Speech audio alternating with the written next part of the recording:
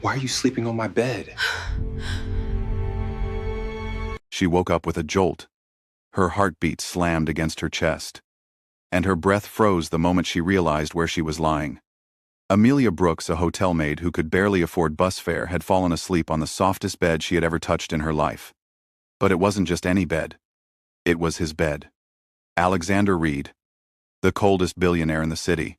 A man who didn't smile, didn't slow down, and certainly didn't tolerate mistakes. The door creaked open. Amelia sat up instantly. Her hands trembled. Her voice died in her throat as his shadow stretched across the room. Alexander's icy eyes locked onto her.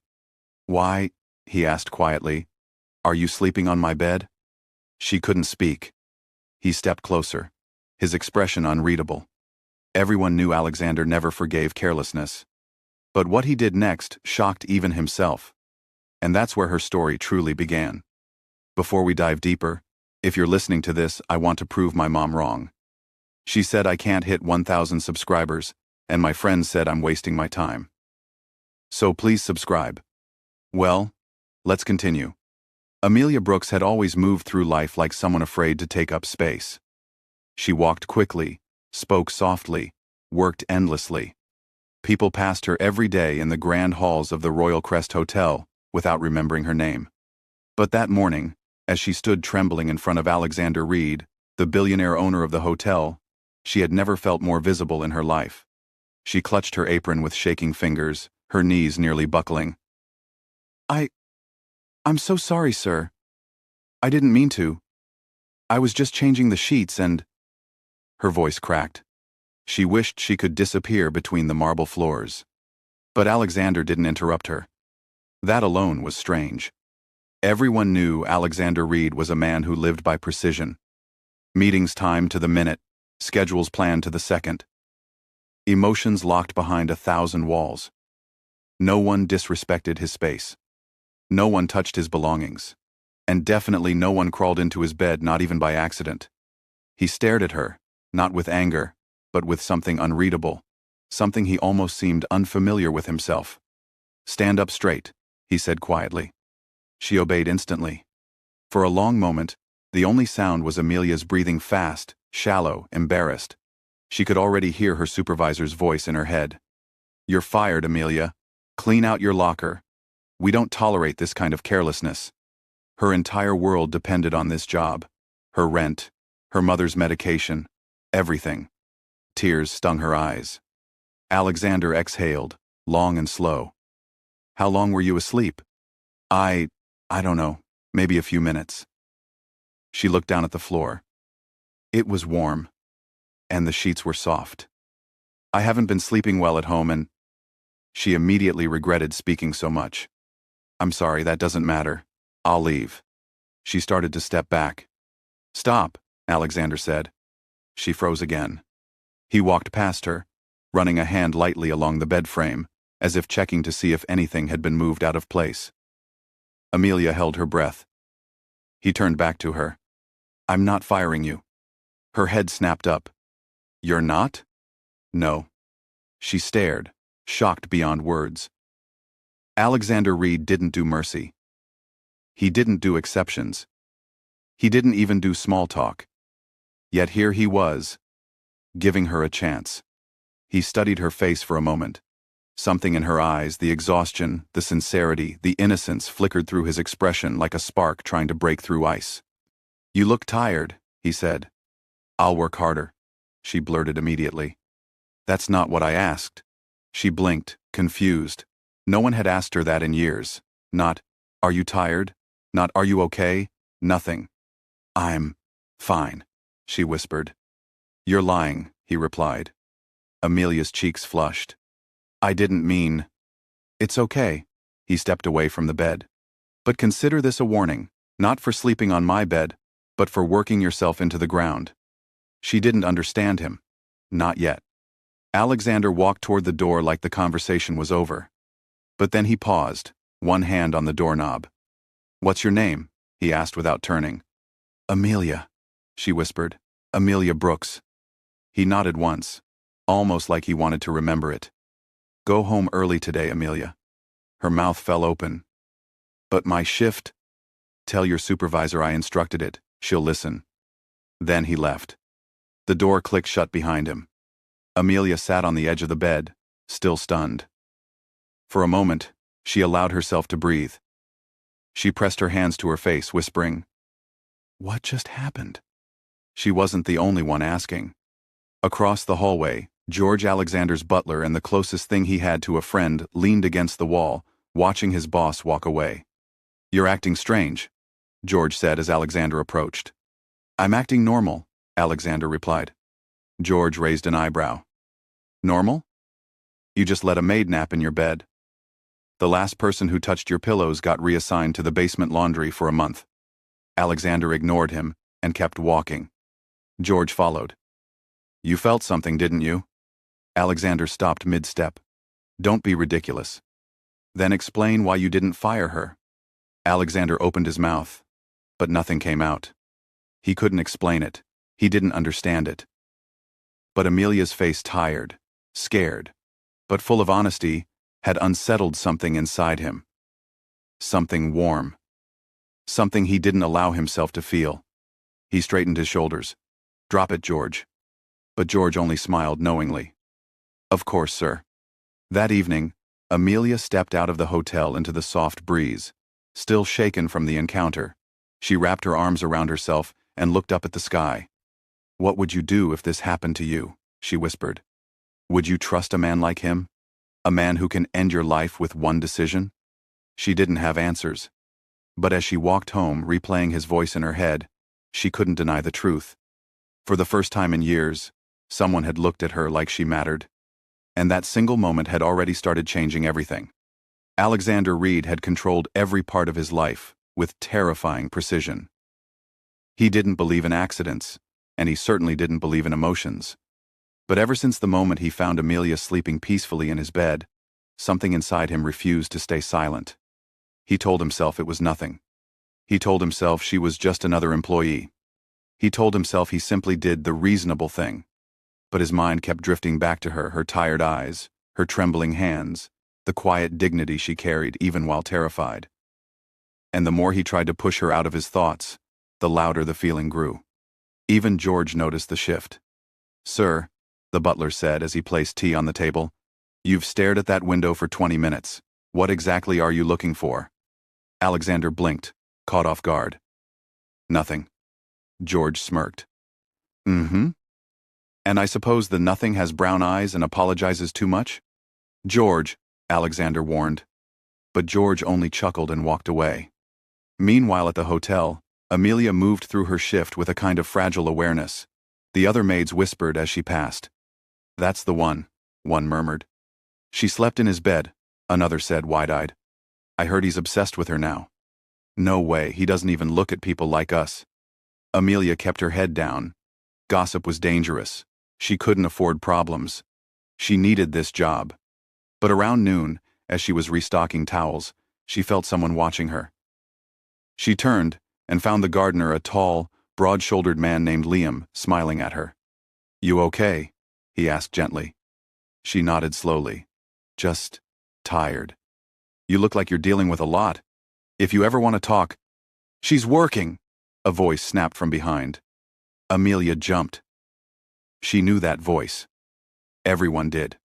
Alexander stood there, hands in his pockets, expression cold enough to freeze the hallway.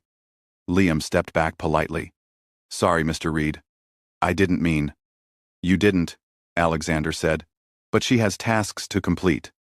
Liam nodded and walked away. Amelia swallowed hard. "Sir, he was just being nice." Alexander didn't answer at first. His jaw tightened. "Nice," he repeated. "Yes." He looked at her so intensely she almost forgot to breathe. "Do you like him?" "What?" "No," she blurted. "He's just a colleague." Alexander exhaled the tiniest relief hidden beneath his voice. "Good." Amelia blinked. "Good?" He cleared his throat. "I mean, good. Professional boundaries are important." That explanation made absolutely no sense, but Amelia was too confused to question it. "Follow me," he said suddenly. "To where?" she asked. "To get you away from the gossip." She hesitated. "Sir." People will talk even more if they see me with you." He paused. For a moment, his expression softened in a way she'd never seen. "Let them talk." Amelia's heart trembled. Why did he say it like that? He led her to the executive lounge, a quiet, expensive space maids weren't supposed to step into, ever. She stopped at the doorway. "I can't go in there," she whispered. "You can," he said gently. "Because I said so." Inside, he motioned to a chair. "Sit." "I'm working, sir." "I'm your employer," he replied. "I'm telling you to rest for 10 minutes. She sat reluctantly, hands clasped. Alexander poured her water himself, something he had never done for anyone. Not even his board members. She stared in disbelief. "You didn't have to." "I know." "Then why?" He looked at her directly. "Because you look exhausted. And I don't like seeing you this way." Her breath caught. The room felt too still. "Sir," she said softly, "why are you being kind to me?" Alexander froze. He didn't know how to answer. He wasn't used to explaining himself. He wasn't used to feeling anything worth explaining. He turned away sharply. "You remind me of someone." "Who?" He hesitated. That alone shocked her. Alexander Reed did not hesitate. "Someone I lost," he said quietly. Amelia's eyes softened. "I'm sorry." He nodded once. "It's fine." Silence settled between them, gentle, warm, unexpectedly safe. Then Alexander did something he had never done. He asked, "Are you happy?" The question broke her. No one had ever asked her that. Not her ex, not her father, not her supervisors, no one. She swallowed. I don't know." Alexander leaned forward slightly. "Then we'll fix it."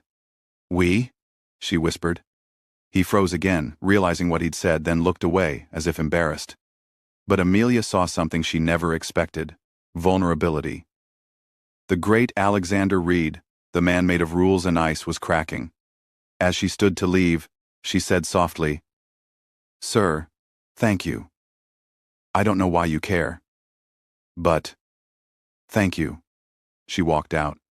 Alexander watched her go, the sway of her steps, the quiet grace she carried, the innocence she didn't even know she had. His chest tightened. He touched his temple. "What is wrong with me?" George appeared behind him like a ghost. "Love, sir. That's what's wrong with you." Alexander nearly jumped. "George!" "Don't yell at me. Yell at your heart." Alexander rubbed his forehead. "I need a doctor." George sighed. "Oh dear." Later that evening, Amelia stood by the staff exit, storm clouds gathering overhead. She hugged her thin jacket, thinking, "What would you do if someone like him looked at you like that?" she whispered. "Would you believe it? Or would you run?" She didn't know the answer. But she felt something deep, quiet, and terrifying growing inside her. Hope. And hope, for someone like her, was the most dangerous thing of all. The storm hit the city before sunset, thick clouds rolling in like a warning, rain slamming against the rooftops as if the sky itself were restless. Amelia Brooks felt the same heaviness in her chest as she rushed through the hotel corridors, her small suitcase clutched tightly in her hand. She had made up her mind. She had to leave. Not the city, she couldn't afford that, but the hotel. The job. The place where her heart had started believing in impossible things. For 2 weeks, Alexander's behavior had only grown stranger and warmer. He brought her tea. He asked about her childhood. He glared at any man who came within 3 feet of her. He even rearranged his schedule to accidentally walk past the linen room whenever she was there. But with every kind gesture, every soft look, every unexpected moment of tenderness, Amelia felt herself sinking, deeper and deeper into a world she didn't belong in. A billionaire could not love a maid. People like her didn't get fairy tales. They got broken hearts. And Amelia had learned long ago never to let herself be the foolish girl who hoped too much. So she packed her bag. She typed her resignation letter. And she headed for the lobby exit before she could change her mind. Her hands trembled as she pushed through the revolving doors, only for the icy rain to whip against her face. She pulled her hood up and forced her feet to keep moving. "Just walk. Don't look back. Don't." "Amelia." She froze. That voice. Deep, sharp, too familiar. She turned slowly, almost fearfully. Alexander Reed was standing in the rain. No umbrella. No coat. No guards. Just him, hair dripping, shirt soaked to his skin, chest rising and falling like he'd sprinted the whole way. He looked angry. He looked breathless. He looked terrified. "What are you doing?" he demanded. She clutched her suitcase tighter. "Leaving. You can't just leave." "Yes, I can." Her voice cracked. "I already sent my resignation." He stepped closer, rain sliding down his jaw. "Delete it." "No." "Why not?" "Because I can't stay here anymore," she burst out. "People stare at me. They whisper about me. They laugh behind my back. And every time you look at me—" She swallowed hard. "You confuse me." His expression flickered hurt, frustration, something deeper. "Amelia," he said quietly, "look at me." She didn't want to. But her heart betrayed her. She lifted her gaze. His eyes were warmer than she had ever seen them. "You think I don't know what's happening between us?" he asked. "There isn't an us," she whispered. "You're Alexander Reed, billionaire, untouchable. And I'm just—" "Don't you dare finish that sentence." She froze. He took another step toward her, his voice lower, rougher. "Do you know how many nights I stayed awake thinking about you? Do you know how many times I tried to convince myself it was nothing?" Rain dripped from his eyelashes. "I even called my doctor," he confessed, almost embarrassed. "I told him I felt sick, that something was wrong with me." And he laughed. He said the only thing wrong with me, his chest tightened, was that I was in love. Amelia's breath caught. "Sir.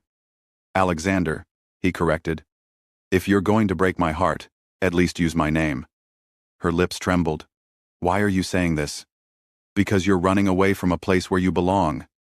His voice shook now, not with power, but with fear. "With me." She looked down, tears mixing with the rain. "I don't fit your world. Then I'll change my world." "You can't." "I already have," Alexander whispered. She blinked up at him. "You think I care about those people who gossip?" he asked. "I built my empire from nothing. I was judged my entire life. But you—" He stepped close enough for her to feel his warmth despite the cold rain. "You walk into a room and I forget everything. My work, my rules, my life. You're the one thing that feels right." Her heart pounded painfully. "Amelia," he whispered, "you are the light I didn't know I needed." Her knees nearly gave out. He reached out slow, gentle, and touched her hand. "Don't walk away from me." She looked at their hands, his warm despite the rain, hers shaking. She could hear her mother's voice in her head. "Don't trust rich men, Amelia. They make promises like breathing, and break hearts without noticing." But this man, this cold billionaire, was looking at her like she wasn't just important, she was essential. "I'm scared," she whispered. "So am I," Alexander said softly. "But I still want you." The storm roared around them, wind pushing against their bodies, rain splashing into puddles. But all Amelia could feel was his hand holding hers, like she was something precious. "What would you do," she whispered, "if I left anyway?" He inhaled shakily. "I'd chase you." Her heart broke open. "Alexander!" He stepped forward and wrapped his arms around her, pulling her into his chest, rain soaking through their clothes. "Stay," he murmured into her hair. "Stay with me." Her eyes closed. Her fears screamed. Her soul relaxed. And her heart, the part she tried so hard to protect, made the choice for her. "Okay," she whispered. His breath left him in relief. He held her tighter, as if confirming she was real, as if reminding himself he hadn't lost her. And right there, in the pouring rain outside the hotel where everything began, a cold billionaire and a tired maid made a choice that would change both their lives forever. 1 year later, Alexander and Amelia stood together in the same penthouse suite where their worlds first collided. But everything was different now. The once cold billionaire now smiled easily, laughed freely, and refused to start his day without telling Amelia he loved her. She, in turn, carried herself with a quiet confidence not because of his wealth, but because she finally felt seen, valued, and cherished. Their story became a reminder that love isn't measured by status, money, or power, but by kindness, sacrifice, and truth. Love softens the hardest hearts and lifts the people who once felt invisible. If this story touched you, hit that subscribe button for more emotional tales from King's Folklore. And even if it didn't, come on, subscribe anyway, we'll win you over next time. Drop a comment, like the video, and let's keep the stories alive. Thanks for watching.